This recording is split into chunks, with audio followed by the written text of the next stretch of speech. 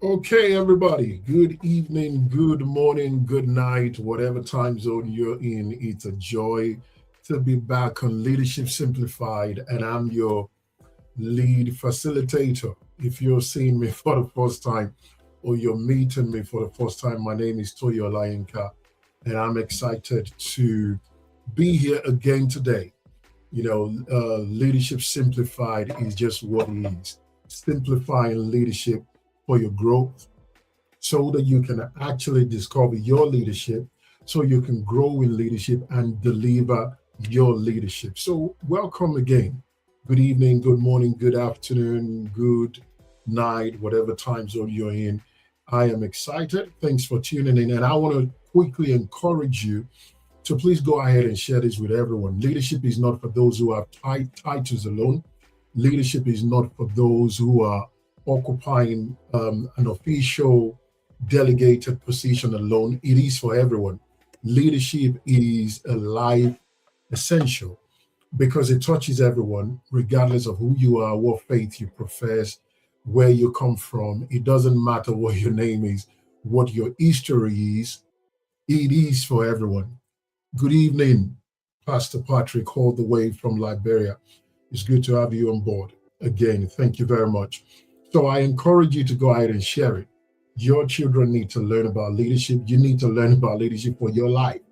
If you don't learn leadership and grow in leadership in your personal life, you're not going to make a whole lot of it, a lot of great deal out of it. It's not just about passion. You need a lot of wisdom. So welcome once again to Leadership Simplified. We had an amazing time last week, and this shall be going on until the foreseeable future. Because the interesting thing is, leadership never ends.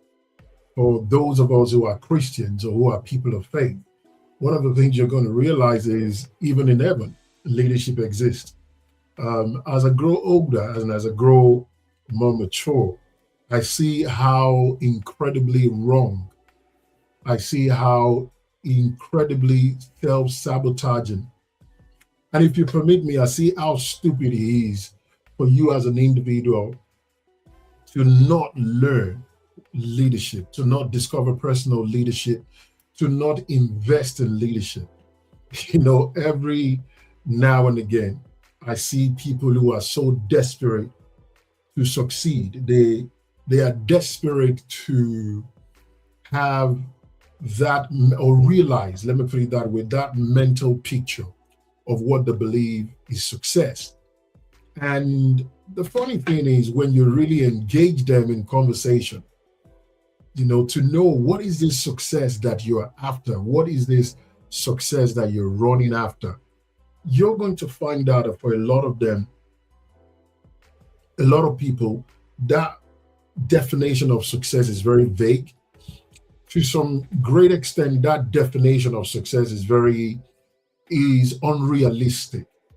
And for many more people, their definition of success is to be in a position where they don't have any sort of money problem, where whatever they want to buy, whatever they want to do with money, they have the money. Wherever they want to go, they can buy the ticket or get a car and go, or even sometimes their definition of success is to own a private jet. And for a lot of younger people, unfortunately, some older people, they also are buying into this idea of success as what they see on Instagram, where somebody wears brands, expensive brands, popular brands, and they seem to just travel to anywhere at any point in time and do whatever they want to do. But I tell you what, um, maturity and exposure has taught me something. That is not success. Maturity, exposure, and experience have actually taught me that is not success. If your idea of success is to wear whatever, do whatever, go wherever, um, wear popular brands and all of that, and be very fashionable, that's not what success is. Because you're going to realize that for every level of achievement you get, there will always be something crying out on the inside of you. Two things. One of those cries is for you to actually be who you're supposed to be, walk in the reality of your convictions and your identity. The other cry is for you to want more, do more. Okay, I got a Mercedes Maybach 2025, personally spec'd up for me. But then you see the 2026 one and you're like, oh, I want that too. I want the 2026. One thing you need to realize is this: your needs are not as much as your wants. Your body always wants this, your eyes always want that, your taste bud always want this and that. But the things that really matter, they are not as much as the things that really don't matter that you thirst after. And if you spend all your life just chasing after the things you want, but never really discover who you are, never really discover your identity, never really discover, get a sense of divine direction to your life to do something beyond what you want, life is going to be very miserable for you. I have seen people who have money, but there was still this void on the inside of them. I remember many years ago, I sat down with someone here in England who, this person is so rich. This person is rich. He's a black man, is a black person. But this person is so rich. He had houses, he had a land, he had, a couple of companies that bringing in the money, but there was just this void on the inside of him. There was lack of peace. And I've heard stories of billionaires who took their life, millionaires who were at the verge of suicide, because money does not give you a sense of identity. Money does not give you deep-seated fulfillment where life is concerned. Money empowers you to make choices. Money empowers you to choose things that you want as you want them. But it does not give you identity. Money doesn't give you an identity. Money doesn't give you an identity. Money doesn't give you the deep-seated sense of fulfillment you have, regardless of how much is in your account or not, regardless of how much wealth you've got. And let me tell you one funny thing. I don't know why I keep going on about this tonight.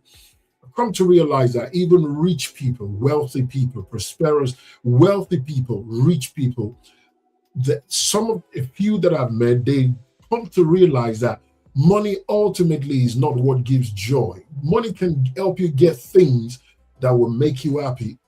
But what you're going to find is that happiness has an expiry date. There is a level, there is a depth, there is a dimension that is not about you using things to make yourself happy, but you having a deep-seated sense of fulfillment by using things to make the life good for other people. Believe me when I tell you. And it's important. It is important that we arm down, we constantly teach leadership. Let me tell you, I shared this last week, and I've said it a number of times. If you do not learn leadership, if you do not increase in leadership, you're most likely going to end up being a slave to someone who understands leadership. And what they will do is they will pry on your ignorance, and they will use you rather than actually collaborate with you to build you so you can actually walk in purpose and do something with yourself beyond you. Listen to me. If all you think about is you, if your thought is all about you, what you want, what you like, what you would like to get, the food you like to eat, the clothes you like to wear, the money you want to have, you're not going to make a good leader. You're not ready for leadership. Leadership requires that you think and you see beyond yourself. As a matter of fact, let me tell you something. When you look at people, or when you look at children, especially, you can tell a child has a strong leadership inclination and traits and has leadership on the inside of them by how they treat people when it's time to gain something. You see, people who think about themselves first and want to serve themselves first cannot make good leadership, cannot create good leadership, and cannot make a good leader if they continue that way. At some point, you're going to realize that life is much more than you. Life is bigger than you. There is more to life than what you want. And you're going to realize as well that there are certain moments in your life you're not going to have. There are certain blessings you're not going to enjoy. And there are certain favors you're not going to receive if you don't do things for people, regardless of whether they pay you back or not, whether they praise you, whether they appreciate you or not, because that's just the way life is designed. That's just the way life is designed. It's just what it is. So if you're so selfish, you can only go so far. History has proven to us, especially, that selfish people eventually shoot themselves in the foot, dig their own grave, and they fall into it. Because life is not designed for you to live just thinking about you. So you see, a typical example of that is a parent. If you're selfish, you're going to be a nasty parent. If you do not constantly grow in your capacity to be selfless, you can't make a good parent. You're not going to make a good parent, let alone make a great parent. I'm a father to 3, and I know what that means in every shape or form. You cannot love your sleep more than you love your children. You cannot love buying things for yourself much more than you love looking after your children and ensuring that your children is fine. And even if you're a married man or woman, you cannot be self-centered and be a great marriage partner. You are never going to have a great marriage being a selfish person. I am telling you. So you see, if you have this ideology in your mind or in your head where you're looking forward to getting married so you can have unlimited sex, you're wasting your time, because your spouse is not going to be available at some point, whether they are not physically available, or maybe they are sick, or or even emotionally they are not just there. If you get looking forward to getting married so you can prove to people that your life is turning out great, you're doing well, you're wasting your time. Because you know what, at some point life is going to happen to you that you see your marriage is going to go through challenges. You're going to have friction with your spouse. Your marriage is going to go through different phases. There will be times when you will think to yourself, maybe I've married the wrong person. So you see, you cannot be self-centered and make a great person in life. Over the course of the years, I have worked with different kind of people. Some who are under my team or part of my team. Some I was accountable to upwards. And I can tell you that there is not a single manager or director or senior manager that I've worked with who is selfish, who is loved by the people they have within their team, and who has built any great leadership. Because leadership requires, life requires that you think, that you live, that you look beyond yourself. I remember a few years ago, I was just in some sort of meditation, and I realized it occurred to me that actually, you know what, being a parent literally means there is an amount of your life that you will live, and literally live for the goodness, for the betterment of your children. Any parent can tell you there are times, there will be years when you are not going to work because you feel like going to work. You are not running after contracts and getting contracts to ensure you bring money, or developing your business or starting your business just because you want to dress good, smell good, and drive good. No, you're doing it because you have children, and something on the inside of you is woken up and made you realize that, look, the foundation you give to them, the experience you give to your children matters. So you're going to spend millions, whether in pounds or dollars or naira or Liberian dollars, looking after your children, making sure they're fine, sending them to the best school that you can send them to get the best education they can get, taking them on holidays for exposure, not for Instagram pictures and videos, so people can feel, oh, you're doing well. No, I say this a lot. When I travel with my kids, with my family, rather, my wife and our children, when we go on holiday, apart from the fact that we try to use that moment to actually rest, to distress, one key thing that matters to me, or that matters to us, myself and my wife, is that our children gain exposure. is that they gain exposure. And I'm going to be talking about exposure later on in the course of this teaching. Maybe not today, because exposure is an investment with great dividends. If you do not invest in it, you can be so good-hearted. You can be extremely gifted. You can even be anointed to the teeth. But if you lack exposure, you will make very poor judgments. I have seen, good-hearted people get into dumb arguments because they are very myopic in their exposure. They only see life, Christianity, leadership, ministry from the perspective of their denomination. But let me tell you something. The farther you travel, the farther you travel, the more you expand your horizon as a leader, the more effective you become in leadership. I have seen, good-hearted people who are just very, very ignorant. And let me tell you, ignorance is not a demon. Ignorance means you've not learned well. You're not learning well. You've not learned well. You need to invest in your education. And when I talk about invest in your education, I'm not necessarily talking about formal education. That is great. That is good. If you can afford it, go for it by every means. But I'm talking about the education beyond the four walls of university. Exposure. I remember I was preaching in a Caribbean church. Caribbean people did populate a church some years ago, and while I was preaching from a text, and the Lord began to even open my understanding to the fact, to the necessity, the importance of exposure. And some of us Africans will do it as well. Every time we live outside of Africa, but every time we have an holiday, we are constantly running back to Africa.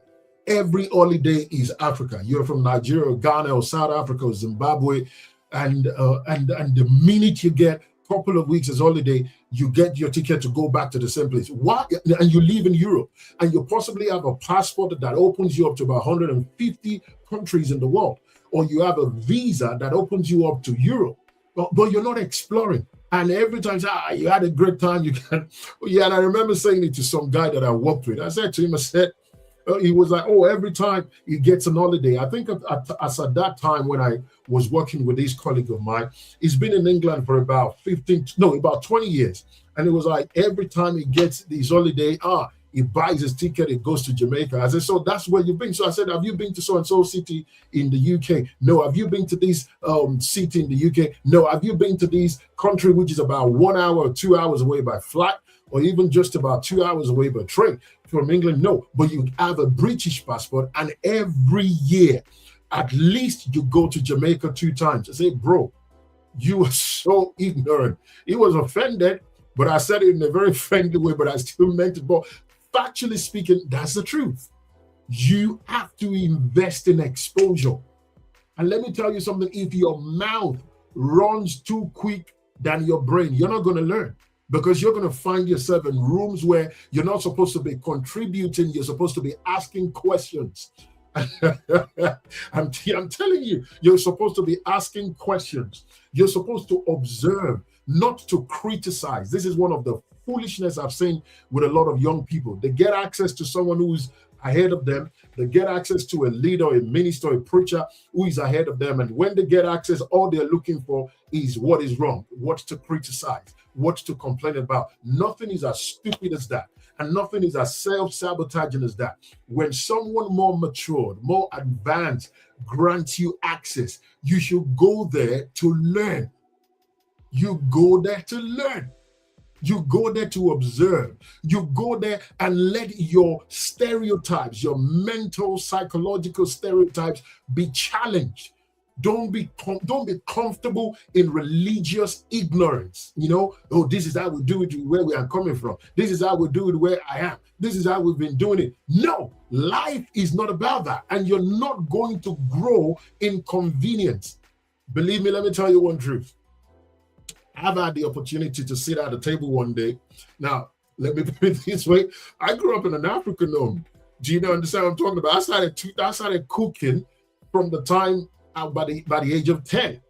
And we kind of grew up in this house where whatever you really wanted to eat, go sort yourself out, go to the kitchen, go to the store, get the food out and cook it. We were grown, we were, raised like that. We had moments where we sat at the table, don't get me wrong, myself, my brothers and my mom and all of that. But we grew up in this place where, in this culture where, in our home, we were taught to be sort of self-dependent. I would say from an early stage. All my brothers can cook. All my sisters can cook. I can cook. I started cooking from the age I was 10. So you see, I didn't grow up using knife and fork, so to speak. Like, okay, you use this knife for this kind of thing. You use this fork for this kind of thing. You use this spoon for ice cream. You use that for dessert. You use that for what? I didn't grow up like that. So then I met my wife. And if you come from a Nigerian home, you know that in the Nigerian family, we can have about 3 to 4 different kind of meat in the same pot. Now, my wife is not Nigerian. So I met my wife, and this time we decided to go visit one of my wife's auntie, and we got there. They're French, I'm Nigerian. They are Francophone, I'm Anglophone. I got that mate. I got to the table and I see all this food. Like, wow, let's feast. I saw these spoons and stuff like that. None of my business. All I was thinking about is I need to get this food in my belly. Now, my Nigerian self, I go on that table, I took the chicken, I took the fish, I took this. I just noticed at some point that everybody started looking at me like, bro, what's going on? I didn't know initially what was going on, but I realized in the French culture, they don't do that. They don't mix fish and pork and lamb and beef and goat meat in the same pot. So it was funny. Everybody laughed because they knew I did it because I didn't know. But you see, my stereotype was challenged. What my experience or my history was challenged. I could have been ignorant and arrogant at the same time, but no, I had to take that. We smiled, we laughed over it, and I learned the lesson. And I guarantee you, from that moment, I never found myself in a French home or with a French family or French people mixing stuff like that. No, I even learned how to use a particular kind of knife and fork to eat a particular kind of meat. And so you see, if your stereotype is never challenged, you're not going to grow. I've been to a few places where what we use, if you're a typical Nigerian guy, even Africa generally, we have this covenant relationship with rice. And as an African, you're most likely going to use a spoon to eat rice. But you see, there are certain places you go to, if you do that, Jesus Christ, you violate what we call table manners and etiquette. You don't use spoon to eat rice. You use your fork and your knife to eat it. And I had to learn that. I had to let that be challenged and all of that, a number of things like that. And that's how you grow. That's how you learn. You've got to invest in exposure. You've got to invest. And like I said, you don't now let me say something. You can have bad exposure and you can have good exposure. This is why, let me tell you one thing. This is why it is important for you as a person that you have someone who can help you, who can guide you. I'll share an experience with you. Many, many years ago, over 20 years ago, when I started this journey in the faith, I was buying books. I was getting books any book I could lay my hand upon. I was reading as if I was studying for a professorate degree. And I remember that I went to the store one of these days, after I got my what we call pocket money or monthly allowance. I went to the store and I bought different books. And as soon as I think this particular day, I bought between 5 to 6 new books. And after I got the book, I went to my pastors. I was very excited I felt proud of myself. And I went to my pastor to show him the books that I bought and the CDs. For some of you who don't know, there used to be CDs before Spotify. You stream now, but there used to be something we call audio tape and CDs. So these days I bought the books and I bought the CDs and I went to my pastor's house and, excitedly feeling proud and feeling great that I'm investing in myself. When I got to my pastor's house, he was very proud of me as well. He looked at the books and he particularly brought one out of the books that I bought. And he said to me, I'm going to take this from you. I'm not going to let you read these. And I was like, oh, why? He said, I know this author. He writes what now, this particular book that I bought was on the gift of the Spirit. Do you get me? It was on the gift of the Spirit. But this is the thing. When my pastor saw the book, he knew the guy, he knew the author, and he knew from experience that that author actually writes to disapprove of spiritual gift, to disabuse your mind from believing that spiritual gift still exists in the New Testament church. So my pastor said, this is what this guy does. It doesn't really write to empower you with knowledge. What it does is it writes to discredit spiritual gift, the operation of spiritual gift in the New Testament church. And that saved my life. And you know, from that moment, from that experience, I learned one thing. Sometimes if you're not careful in your quest for knowledge, you can find yourself embracing and swallowing the wrong stuff. So you see, even in chasing knowledge and wisdom, you need the eyes, you need the experience of someone who is more exposed than you are, more mature than you are, be it in business, be it in family life, be it in finance, be it in ministry. Anything you want to be, there is someone who has an incredible amount of wisdom to help guide you. And you know what? With that experience, God saved me. I took note of that particular author, and I never bought any of his books. Now, as a matter of fact, you know, one of the things I learned, this is why it's good for you to embrace mentoring, being groomed well, being grown well. You cannot grow yourself. You can feed to grow, but there is a side of growth, there is a dimension of growth that requires that someone teaches you one-on-one. You know, from that experience that I had, I learned to know the credible authors to read after. It's not everybody who throws something out there that is actually teaching the right thing. You know, especially these days we live where just about anybody can get on YouTube, record a video and put it out there, get on Facebook and record a video and put it out there. You've got to take advantage of the wisdom, of the knowledge and the maturity of one or two people ahead of you, even when it comes to learning. So I learned from that experience that, look, even in chasing exposure, I've got to chase the right one. I've got to be careful that I don't end up embracing or exposing myself to the wrong thing. One of the things I've said a number of times and I'll forever be grateful for is when I came into the faith, the Lord thrusted me into ministry not long after I came into the faith. But you know, one thing that the Lord did for me, a blessing that I had from God that I still value and I will value for a lifetime. When I came into the faith, I was not a roaming believer. I was not jumping from church to church. The local church that I gave my life to Christ in, or I received the gift of salvation in, taught us to be grounded in truth. We had the model of sound teaching and the demonstration of the Spirit. It was not the demonstration of the Spirit and bad and terrible doctrine. It was not demonstration of power and poor teaching and preaching. It was a proper combination of good teaching, sound teaching, and the demonstration of that which we were being taught and which we've been taught. So it matters. Invest in exposure. Invest in exposure. And let me say this, I don't know why this exposure thing has become something that I've been talking about and I'm hammering on, but because I actually wanted to share something else with us, but I feel this is what I should talk about this. If you're going to be well exposed, if you're going to be rightly exposed, you're going to be intentional about it.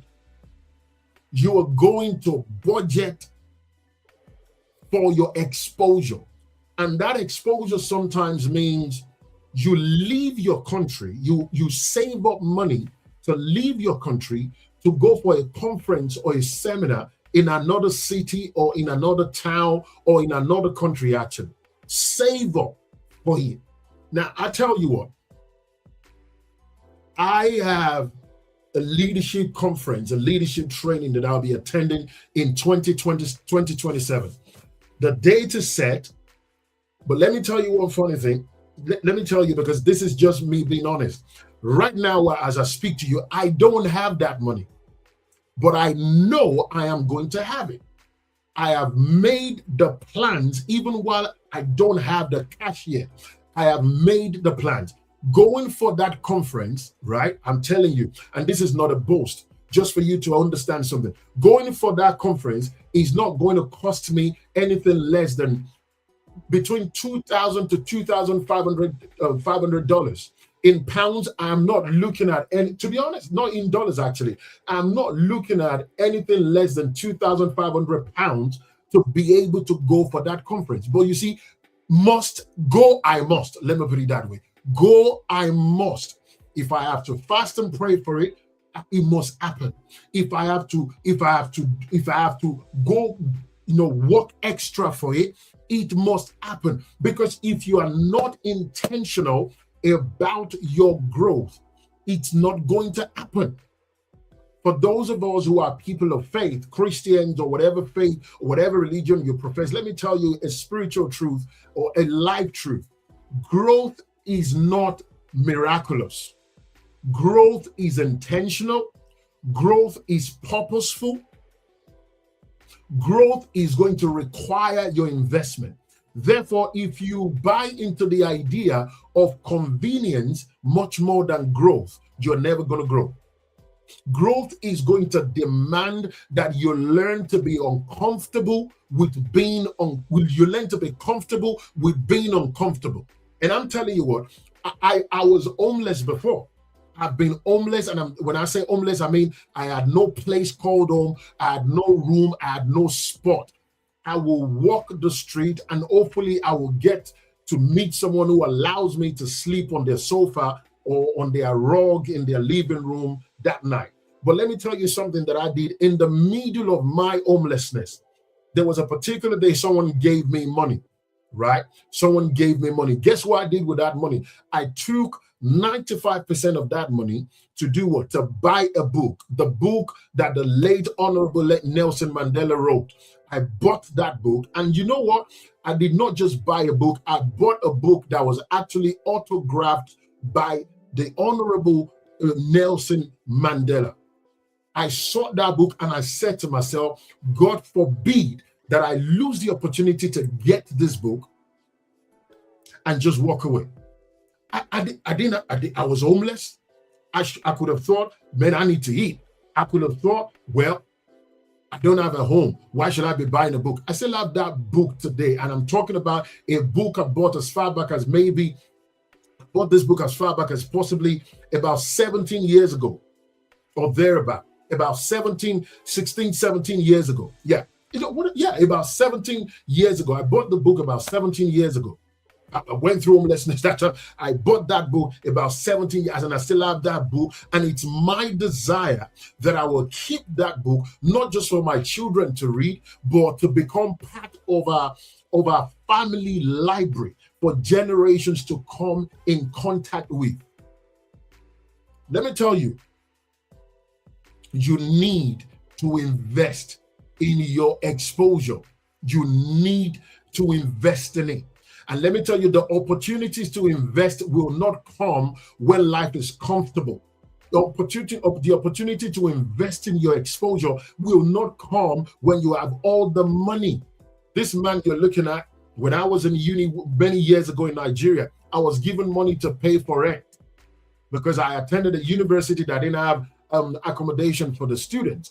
We had to rent. You know what? I so believed in the destiny that I saw ahead of me. I so believed in the fact that a day was going to come that I'll be teaching, that I'll be preaching, and I used that money to buy me materials, audio materials, books to feed myself.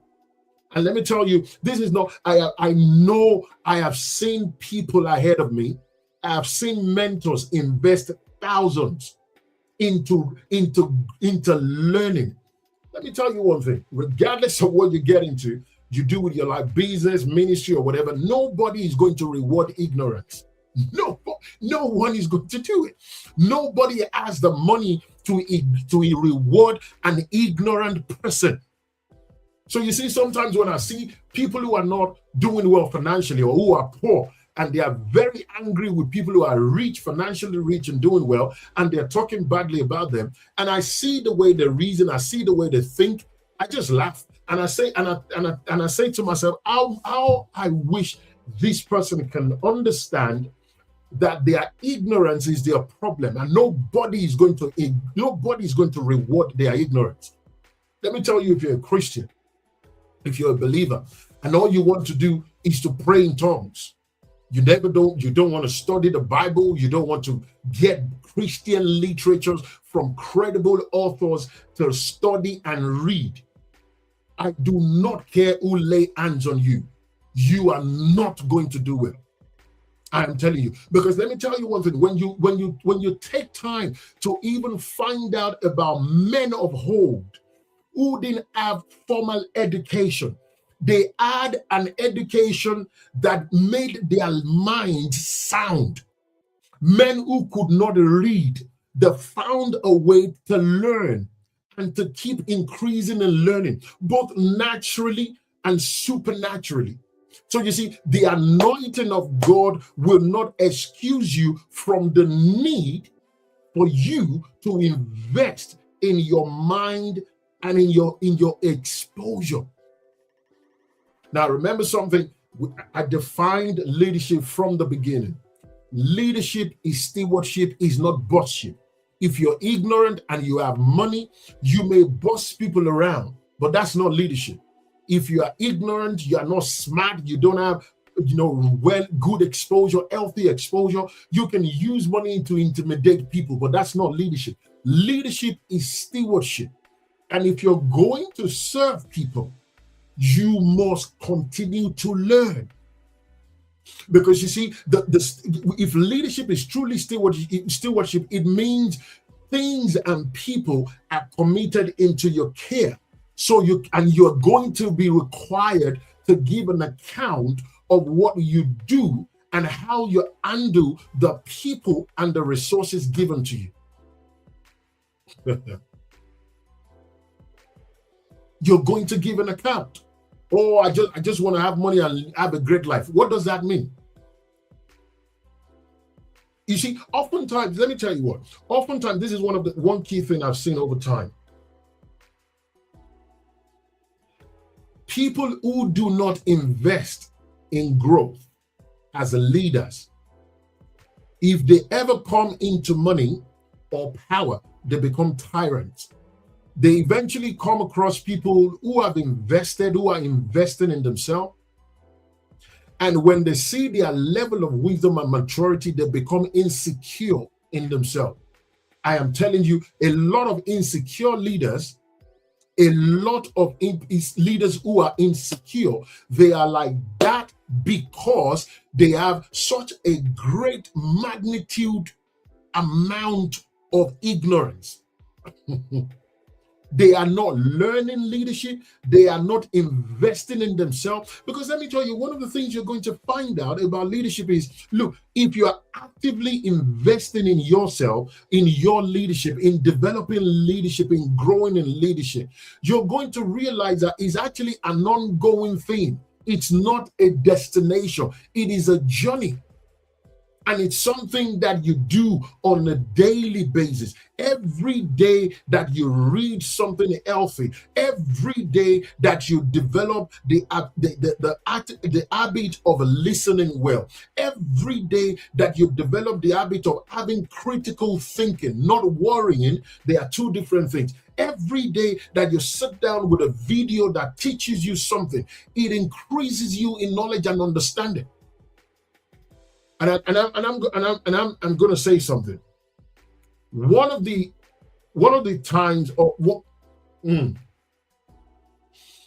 those of us who are Christian, I keep bringing it back to this because it's important to hammer on this. For those of us who are Christians, we have a tendency to be very spiritual, but not responsible and effective in the natural realm. We have the tendency to be very spiritual, but can't convert that spirituality into wisdom.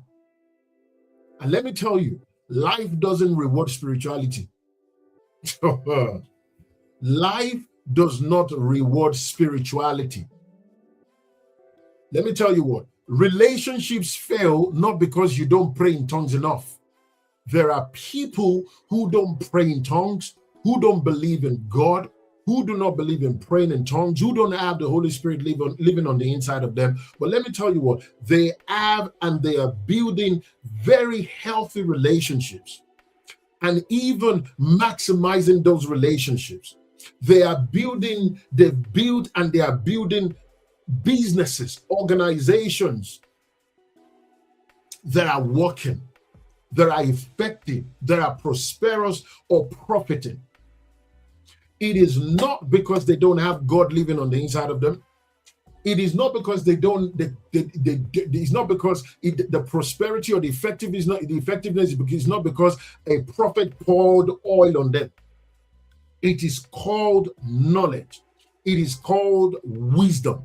It is called having the wisdom to know how to deal with things, how to undo things. And you're not going to get that wisdom in a day. One of the ways you learn wisdom is through exposure. Each material that you read, each materials that you watch, that you listen to, are giving you exposure. They are expanding your horizon. Let me tell you one of the things, how do I say this? Every now and again, I get younger people who approach me for mentorship. They approach me for mentorship and sometimes want me to help them to kickstart something, which is going to require financial investment. But let me tell you, one of the things I've learned from a mentor.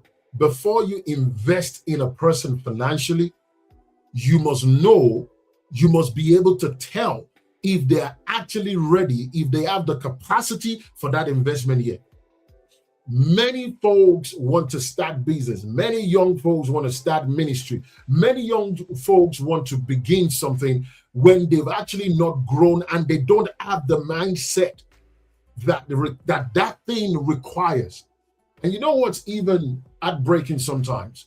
When they don't get it, then they cut you off and walk off you and look for somebody else. The reality is this: anyone who knows their stuff will invest in you wisely.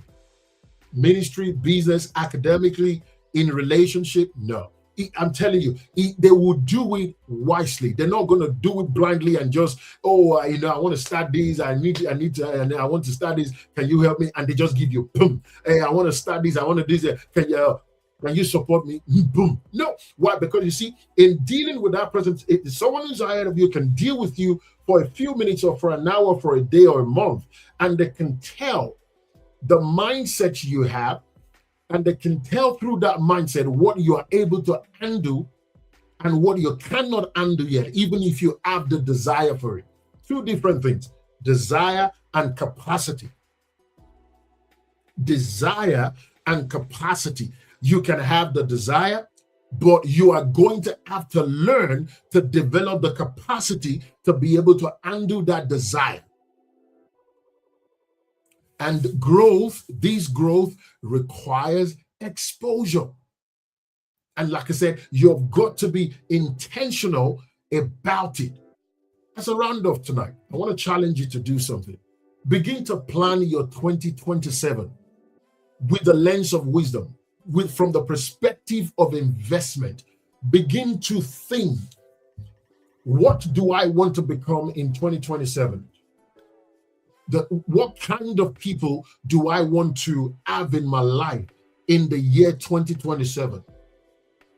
What kind of person do I want to become? What are the key things that matter that I want to achieve in the year 2027? I'm already doing it. Trust me, I am already doing it. Okay, I've got practical stuff.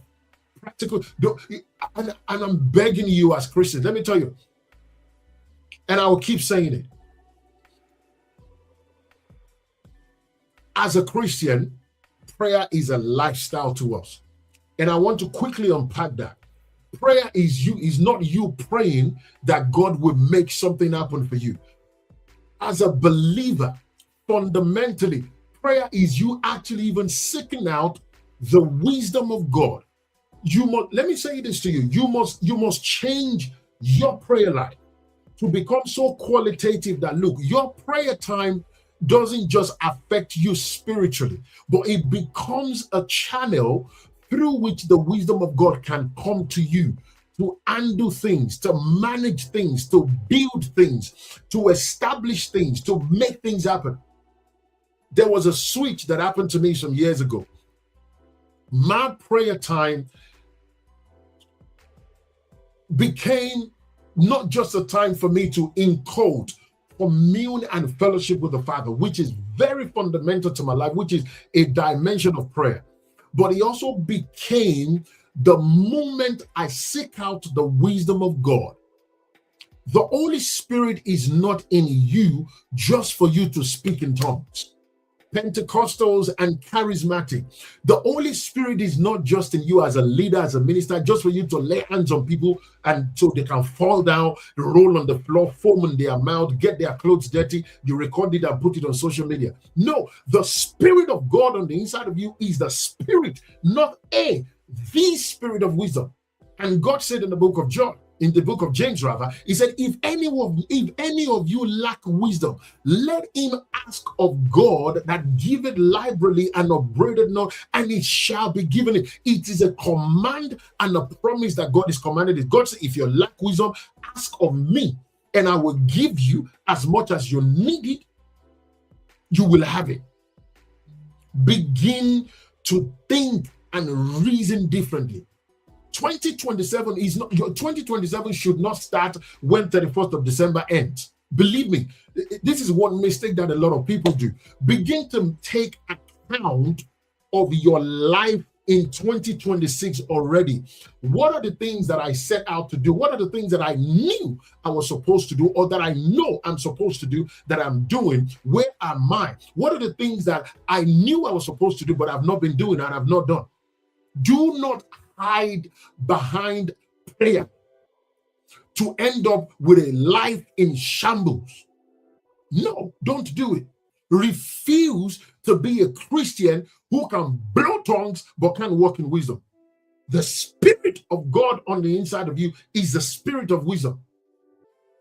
Paul prayed in the book of Ephesians, said, I prayed that the Father of our Lord Jesus Christ, the Ephesians chapter 1, verse 16, I believe. Let me quickly open it so I quote it right. The God of our Lord Jesus Christ, the Father of glory, may give unto you the spirit of wisdom and revelation in the knowledge of Christ. If you're a young leader and you're watching me and you're listening to this, begin to pray more for wisdom. Pray that scripture. The spirit of wisdom. If you're a young minister, a young leader, you're yet to get married, or you are getting closer to the time you're going to get married, pray for wisdom, whether you are male or female. If you're a female, a woman, a lady, a sister, pray for wisdom. You do not build a great or a working marriage by just blowing in tongues and being spiritual and saying spiritual terminologies. The spirit of so and so is in this place and you're a shanda gado shinkata. Let me tell you, you can shanda gado shinkata and end up in divorce if you don't have wisdom. If you sense that the Lord is calling you to forefront leadership in ministry, or especially, begin to pray for the spirit of wisdom and revelation, and also cultivate the habit of taking account of your life. One of the things that I'm doing with my leaders, that I'm doing with myself, as we begin to come to the end of 2026 and approach 2027, is every one of us, we're going to have a chart. A couple of my guys are watching right now who are leaders outside the United Kingdom. We're going to have a chat every month. What book do we read as leaders, as ministers? What is our self-development goal or goals for 2027? What is the goal? If you don't feed yourself, you're not going to grow. You're not going to grow, by miracle. There is spiritual growth, there is mental growth, and there is physical growth. I was saying to my son a couple of days ago, talking to him about bodily exercise and all of that that, oh, I've kind of slacked in the last few weeks or couple of months. I need to get back to it. And as I speak to you, I've been mapping out my bodily exercise goal, because you cannot fulfill destiny being unhealthy. You're on life support. No, you can't fulfill destiny, and you need your body to be on this side of eternity. And let me tell you something, spirituality does not mean, or having faith does not mean you shouldn't set goals and receive and by the wisdom of God, strategize. Look at life, your 2027, with the eyes of God. This is one of the blessings for me, one of the priceless benefit of being a Christian. The ability to be able to get into God and see through his eyes and plan with his wisdom. Challenges will come. Life will still life. Certain unexpected things will happen. But let me tell you something. It's going to be easier for you to have a year full of genuine organic results and achievement that will even boost your confidence and your faith when you have things that you've set out to do, rather than just stepping into the year with no sense of direction. God can reveal things to you. God can show you things. But let me tell you, at the same time, you're going to need the wisdom of that God to now take your own hands and put things down in black and white. Begin to prayerfully and practically look into the year 2026. August is almost over. Today's date is what? Today is the 18th of August. Before you know what's happening, we're preparing for Christmas. Before you know what is happening, is Happy New Year. Think to yourself, and I'm telling you what I'm doing. I'm telling you what I'm doing. In the year 2027, I want to ensure I hold nobody a penny. I do not want to owe no one a penny. If I have debts right now, what is the plan? What is the strategy to ensure that I end up with no debt in the year 2027? He's not going to require you just blasting tongues and hiding your head under prayer. Oh, I come against the spirit of death. Money cometh. If money cometh, or God, if you have no sense, that money will go back. Why am I in debt? What brought me to the point that I have debt? Are these debts actually good debts, or they are bad debts? What led me to that? Examine yourself. It's part of critical thinking and critical examination. Don't just have somebody pouring anointing on you. Receive wealth, receive money. How many years have we been saying that? Are people actually receiving wealth that way? How many years have somebody been touching your head? Receive wealth, receive prosperity. And are you actually receiving that prosperity? Sometimes be honest with yourself. It's not that God is broke. It's not that God has not blessed you. What is happening is you are not engaging the wisdom of God. You want somebody to just lay hands on you, and somebody will just come from nowhere and give you money. Okay? You will cry. Like my people will say that. Don't get me wrong. God blesses like that. I've experienced it many times. It will still happen. It still happens. But that's not the primary way that God prospers a person. That is not the primary way that God blesses a person financially. Sit down now and be honest with yourself. Sometimes in confronting yourself, you're going to feel some pain, because you will possibly see how stupid you've been and how terribly the decisions you've made are currently affecting you. But if you never confront a thing, you never conquer it. Have a plan with the wisdom of God, with the eyes of God. In the year 27, I have this year so far, I have this debt. How do I deal with it? What can I do to be in a better place financially? Not just for me to be living like buying wigs that I don't need, buying bags and shoes I don't need, and just eating from one restaurant to the other like a disease. No, but for me to be in a place where the things that matter, can do them. The things that require money, that require financial power, I can do them, and much more be a blessing to other people. If you're going to travel outside of your country to go sit down in a conference for a week or 5 days, it's going to require money. The truth is, it's even possible that even right now, you have that money. That money is coming into your hands, but because you have no foresight, you have no vision, you have no plan, you are wasting the resources because you lack goals, you lack direction. Goals gives us direction. Goals, they help us to have a sense of direction, and everybody needs it. As a leader of a ministry, I can tell you, as administrator in Liberia, Pastor Patrick, he can tell you every day we talk about things. We talk. Apart from the fact that we have certain weekly meetings, we talk, planning, discussing, talking about things, looking at things from different angles.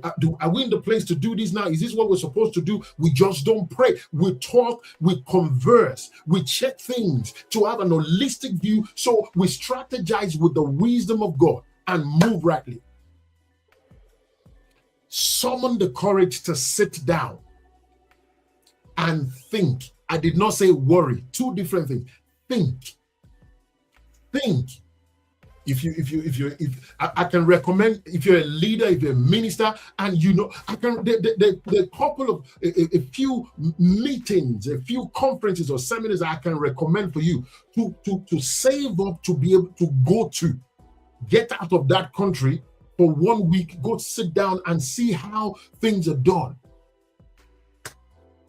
Let me tell you, there are certain places you will go to when you see the spirit of excellence, not just in craft, but in the attitude, in the culture of the people of that house. It will make you grow. There are churches you go to, there are meetings you go to, you see how things are done. I'm not talking about extravagance. I am not talking about flamboyant, unnecessary design. I am talking about the excellent, the proper thoughtfulness, the excellence of thought and planning that goes into them. It will challenge you. When I was very much back home in Nigeria, and the Lord started me in ministry, I subscribed to a couple of magazines from America. One of them was by Joyce Meyer. The other one was also by the Kenneth Hagin. And I think there's another one that I subscribed to, and I was getting them every month. You know what? I will read those magazines. I will see the pictures. I will see certain conferences, and they were helping me to grow. They were helping me to grow. Nothing is as terrible as you having a global calling with a local mentality. You become a local champion because you lack exposure. But let me tell you, you can invest in yourself. You can grow. Your leadership requires it. Your leadership requires it. By the grace of God, early next year, we're having it's not a revival meeting, it's not a prayer meeting, it's not a church service. It is a meeting where practicality, practical teaching, the wisdom of God and prophetic insight are mixed together.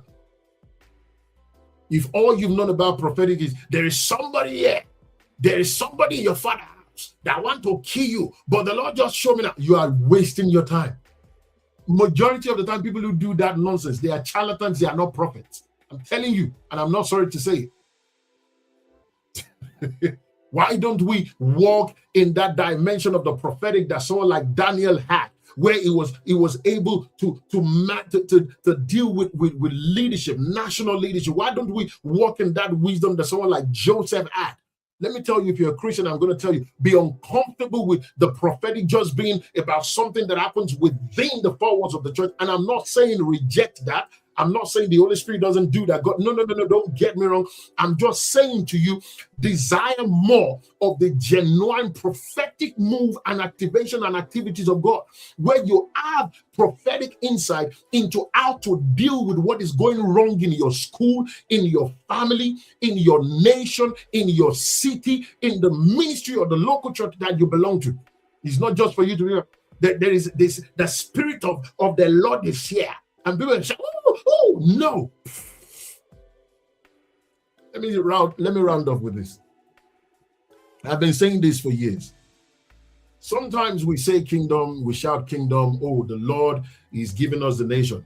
I'm telling you, the Lord can be giving us the nation, but we do not have the capacity to receive it. You know you have the capacity to receive it. Now, let me tell you something. To be able to take a nation for God requires that you have wisdom. Let me break it down. Supernatural wisdom, supernatural wisdom, relational smartness, sociological smartness. You need it. Supernatural wisdom, sociological smartness, and common sense.